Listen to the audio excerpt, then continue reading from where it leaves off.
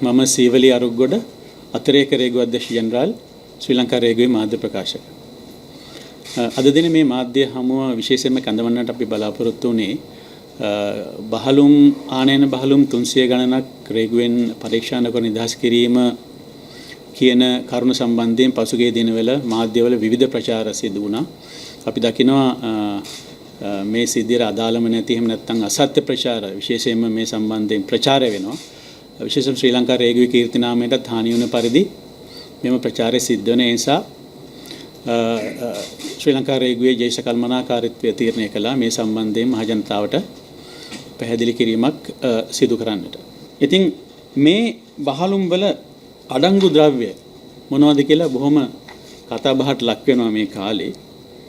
ඉතින් මම මේක සමරි කෙටියෙන් කිව්වොත් කර්මාන්ත සඳහා අවශ්‍ය අමුද්‍රව්‍ය විශේෂයෙන්ම ප්ලාස්ටික්, රෙදිපිලි, නූල් වර්ග, රසායන ද්‍රව්‍ය වගේ දේවල් මේ වගේ තිබුණා.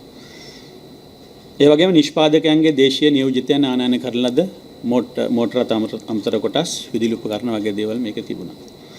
ඒ වගේම සත්ව ආහාර, මැෂින් වර්ග, කඩදාසි, සූර්ය පැනල්, යකඩ පයිප්, වයර්, පොහොර, පලිබෝධනාශක, සිමෙන්ති, ලී දැව වගේ දේවල් තමයි මේ බහලුම් වල අඩංගු වෙලා තිබුණේ. මේ සම්බන්ධයෙන් දැන් දැඩි කතාබහක් ඇතුළත තියෙන නිසාම ශ්‍රී ලංකා රේගුව අපේ පැත්තෙන් අපි මේ සියලුම බහලුම් සඳහා පශ්චාත් නිෂ්කාශන විගණනයක් සිදු කිරීම සඳහා දැන් තීරණය කරලා තියෙනවා.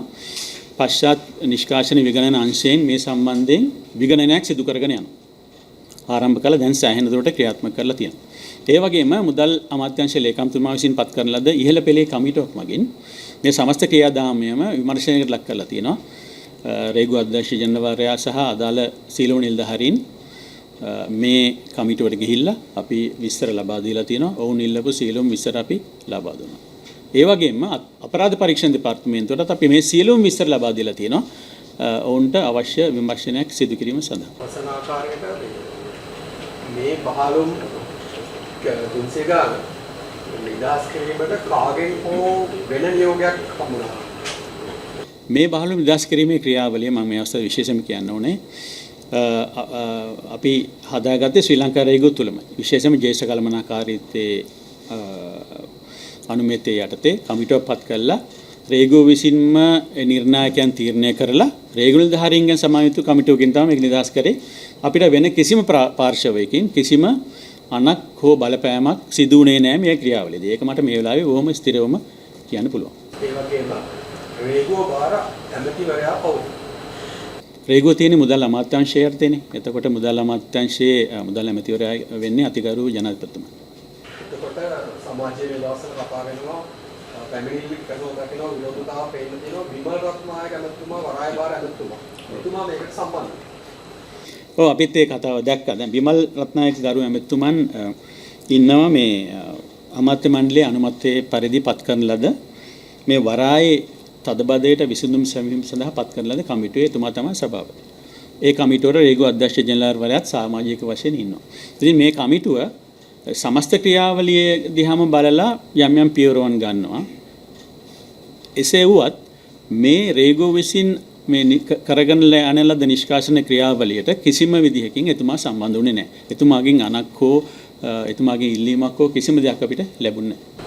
ඒ වගේම පසුගිය දිනක පාර්ලිමේන්තුවේදී පාර්ලිමේන්තු මන්ත්‍රී අර්චුනා මහතා පැහැදිලිව ප්‍රකාශ කරා මේක ඇතුලේ තිබ්බේ එතුමාගේ නායකයා වන ප්‍රභාකරන්ගේ ආයුධ කියලා. ඔබතුමා දැන් කියන ප්ලාස්ටික් වල වර්ගයක් තිබ්බා කියලා.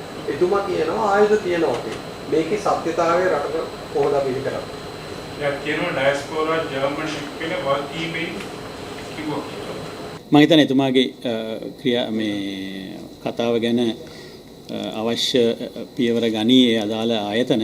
මට කියන්න තියෙන්නේ එහෙම කෙනෙක් කවුරුරි කියනවා නම් දෙමළ ඩයස්පෝරාවෙන් දුන්නේ එහෙම නැත්නම් ප්‍රභාකරන් ඒ සංවිධානයට ගෙන ආපු ආයුධ මේක තිබුණා කියලා ඒක සම්පූර්ණයෙන් මම ප්‍රතික්ෂේප කරනවා. අපි ක්‍රියාත්මක කරන ලද ක්‍රමවේදය අනුව එසේ එවැනි ආයුධ හෝ වෙනත් දෙයක් තිබීමේ හැකියාවක් නැහැ. කෙසේ වෙතත් මේක 100%ක්ම අපිට ස්ථිර කරන්න පුළුවන් මේ ඔඩිට් එකෙන් ඒ වගේම අපරාධ පරීක්ෂණ දෙපාර්තමේන්තුවේ විමර්ශනයෙන් පස්සේ.